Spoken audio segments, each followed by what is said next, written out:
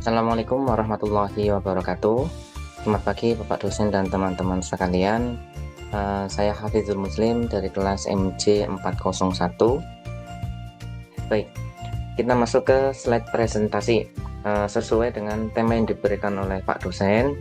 Di sini saya mengambil judul presentasi strategi Indonesia dalam menghindari middle income trap melalui kebijakan fiskal, kebijakan moneter, dan pengelolaan utang luar negeri.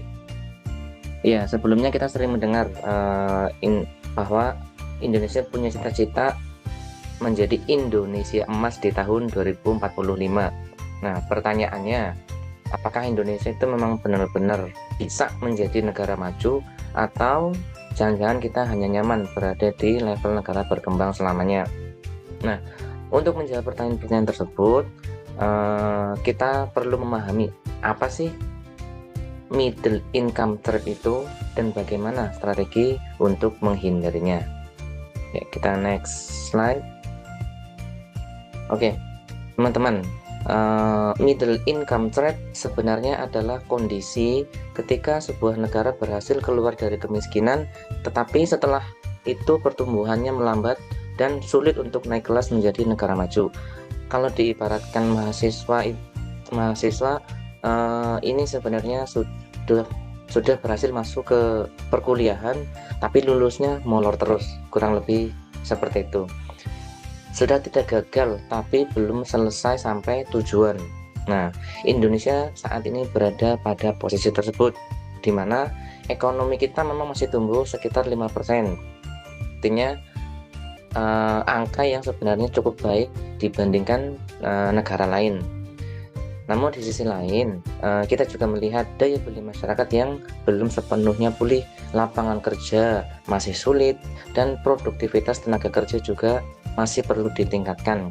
Artinya Indonesia memang bergerak maju, tapi sangat lambat dan perlunya meningkatkan kecepatan gerakan tersebut. Karena kalau hanya puas dengan pertumbuhan saat ini, kita mungkin akan terjebak terlalu lama di kelompok negara yang berpendapatan menengah.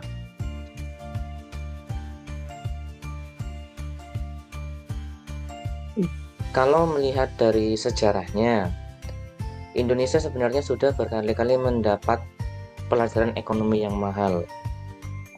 Di masa Orde Lama kita pernah mengalami hyperinflasi. Kemudian di masa Orde Baru fokusnya adalah stabilitas dan pembangunan. Kemudian di tahun 98, krisis mengajarkan bahwa sistem keuangan yang rapuh bisa membuat ekonomi kita runtuh dalam waktu yang singkat. Dan setelah reformasi,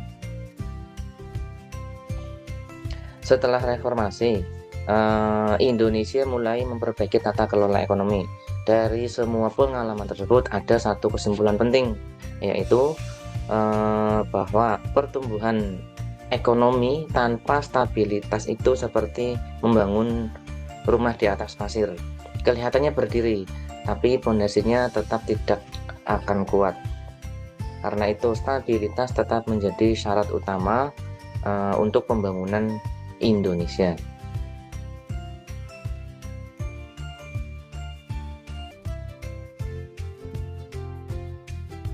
Kita masuk ke slide berikutnya. Strategi pertama yang dilakukan oleh Indonesia adalah dengan menerapkan kebijakan fiskal. Pertanyaannya sederhana, uang negara itu sebenarnya digunakan untuk apa sih? Karena sebesar apapun APBN, kalau penggunaannya tidak produktif, maka dampaknya juga tidak akan maksimal. Pemerintah perlu memprioritaskan belanja pada sektor yang meningkatkan produktivitas. Kemudian pemerintah juga harus memperhatikan infrastruktur, pendidikan, kesehatan, riset, dan inovasi. Mengapa harus demikian? Karena negara maju itu tidak dibangun hanya dengan banyaknya sumber daya alam yang dimiliki, tapi juga harus dibangun dengan kualitas SDM-nya. Saat ini pemerintah juga mendorong hilirisasi. Menurut saya ini langkah yang tepat, karena sudah terlalu lama Indonesia menjual bahan mentah dan menikmati keuntungan yang relatif kecil, padahal nilai tambah terbesar justru muncul dari saat barang tersebut diolah menjadi produk jadi. Kita punya nikel, tapi jangan sampai keuntungan terbesar justru dinikmati negara yang mengelolanya. Selain itu, UMKM dan ekonomi digital juga perlu diperkuat karena sektor inilah yang banyak menyerap tenaga kerja dan mendorong pertumbuhan ekonomi.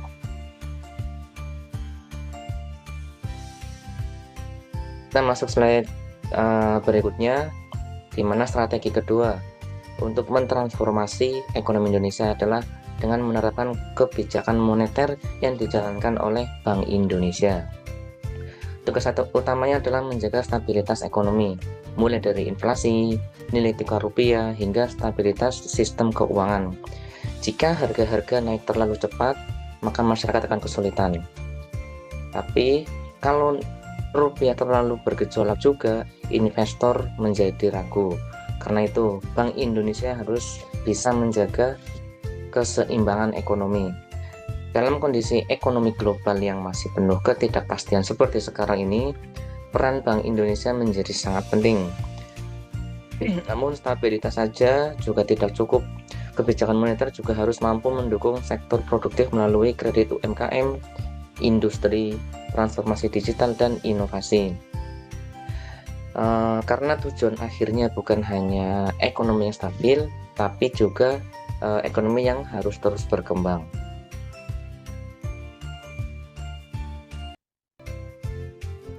Selanjutnya, kebijakan yang diambil oleh pemerintah Indonesia adalah terkait dengan kebijakan utang luar negeri. Seringkali kita mendengar kata utang, respon masyarakat pasti langsung negatif, padahal utang itu seperti pisau, bisa digunakan untuk memasak, bisa juga digunakan untuk melukai, tergantung bagaimana cara menggunakannya. Sebenarnya utang bukan masalah utama, yang menjadi masalah adalah jika utang digunakan untuk kegiatan yang tidak produktif. Sebaliknya, jika digunakan untuk membangun infrastruktur, pendidikan, ataupun proyek yang meningkatkan pertumbuhan ekonomi, maka utang bisa menjadi alat pembangun yang efektif. Karena itu, yang harus dijaga bukan hanya jumlah utangnya, tapi juga kualitas penggunaannya. Lalu, apa sih tantangan terbesar Indonesia dalam membangun ekonomi yang stabil? Menurut saya bukan hanya soal modal ataupun sumber daya alam kita, tapi juga produktivitas, pendidikan, dan inovasi. Karena negara maju bukan hanya selalu negara yang paling kaya sumber daya alamnya, melainkan negara yang mampu mengubah pengetahuan menjadi nilai ekonomis. Misalnya Korea Selatan dan Singapura. Mereka tidak memiliki kekayaan sumber daya alam sebesar negara kita, tapi mampu unggul dalam segi teknologi dan inovasi. Jadi kalau Indonesia ingin keluar dari middle income trap, investasi terbesar yang harus dilakukan adalah investasi pada sumber daya manusia.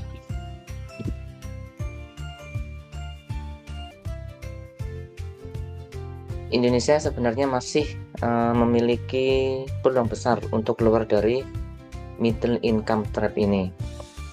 Namun hal tersebut membutuhkan kebijakan fiskal yang produktif, kebijakan moneter yang mampu menjaga stabilitas ekonomi, dan pengelolaan utang yang sehat.